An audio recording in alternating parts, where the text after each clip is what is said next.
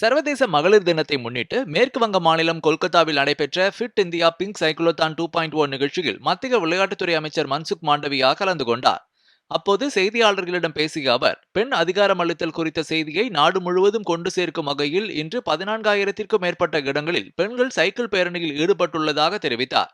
Cycle ஓட்டுவது ஒரு சிறந்த உடற்பயிற்சி மட்டுமல்லாது சுற்றுச்சூழல் மாசுபாட்டிற்கு ஒரு முக்கிய தீர்வாகவும் அமையும் என்று கூறிய அவர், ஆரோக்கியமான வாழ்விற்கு இது அவசியம் என்றும் கூறினார்.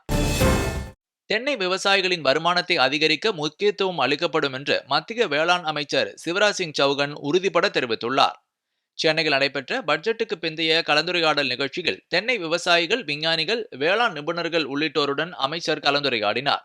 நாட்டில் தேங்காய் உற்பத்தி செய்யும் முன்னோடி மாநிலங்களில் ஒன்றாக தமிழ்நாடு திகழ்கிறது என்று கூறிய அவர், சுமார் 3 கோடி பேரின் வாழ்வாதாரம் தென்னை விவசாயத்தை சார்ந்தது என்று கூறினார்.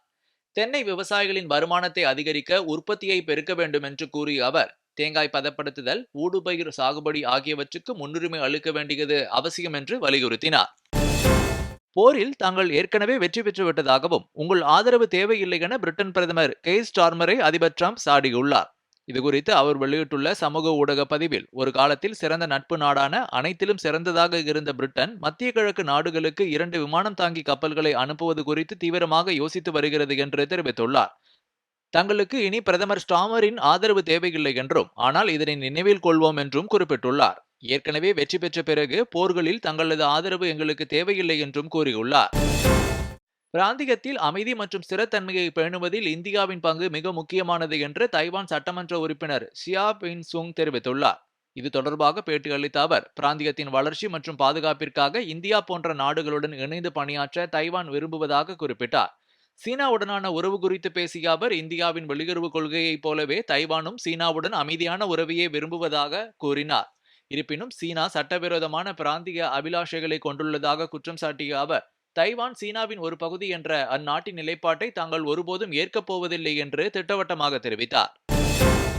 T20 உலகக்கோப்பை தொடரின் விறுவிறுப்பான இறுதிப் போட்டியில் இன்று இந்தியா மற்றும் நியூசிலாந்து அணிகள் பல பரீட்சை நடத்துகின்றன. இந்நிலையில் இந்த ஆட்டத்தில் இந்திய கிரிக்கெட் அணி வெற்றி பெற்று கோப்பையை கைப்பற்ற வேண்டி உத்தரப்பிரதேச மாநிலம் வாரணாசியில் ரசிகர்கள் சிறப்பு பிரார்த்தனையில் ஈடுபட்டனர். பக்தி முழக்கங்களுக்கு இடையே இந்திய வீரர்களின் படங்களுடன் ரசிகர்கள் வழிபாட்டில் ஈடுபட்டனர். மகளிர் தினத்தை முன்னிட்டு இந்திய ரயில்வேயின் ஜான்சி வடக்கு மத்திய ரயில்வே பிரிவு ஒரு வரலாற்று சிறப்புமிக்க முன்முயற்சியை மேற்கொண்டுள்ளது.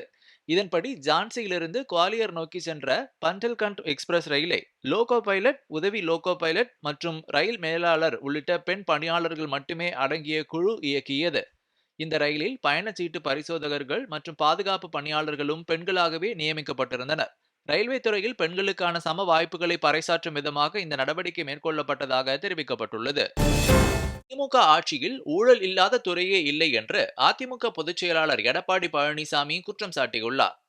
ஈரோடு மாவட்டம் அந்தியூர் தொகுதியில் நடைபெற்ற மக்களை காப்போம் தமிழகத்தை மீட்போம் பிரச்சார கூட்டத்தில் பேசிய எடப்பாடி பழனிசாமி, அதிமுக ஆட்சி மலர்ந்தவுடன் தமிழகத்தில் உள்ள அனைத்து குடும்ப தலைவர்களுக்கும் 10,000 ரூபாய் வழங்கப்படும் என்றார். திமுக அரசு வழங்கிய 525 தேர்தல் அறிக்கையில் பல்வேறு திட்டங்களை நிறைவேற்றவில்லை என்று சுட்டிக்காட்டி அந்த திட்டங்களை பட்டியலிட்டார். மின் கட்டண உயர்வால் அவதியடைந்து வரும் இந்த திமுக ஆட்சியில் போதைப்பொருள் பயன்பாடு அதிகரித்து விட்டதாகவும் எடப்பாடி பழனிசாமி கூறினார்.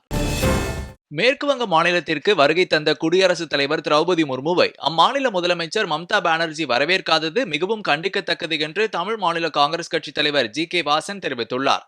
இது தொடர்பாக அவர் வெளியிட்டுள்ள அறிக்கையில், குடியரசுத் தலைவரை அரசியல் ஆச்சரியங்களுக்கு அப்பாற்பட்டு நேரில் சென்று வரவேற்பதுதான் மக்களால் தேர்ந்தெடுக்கப்பட்ட முதலமைச்சரின் மரபு என்றும், அத்தகைய மரபை தானோ தங்கள் அமைச்சரவையில் ஒருவரோ கடைபிடிக்காதது மிகுந்த கண்டனத்திற்குரியது என்றும் குறிப்பிட்டுள்ளார்.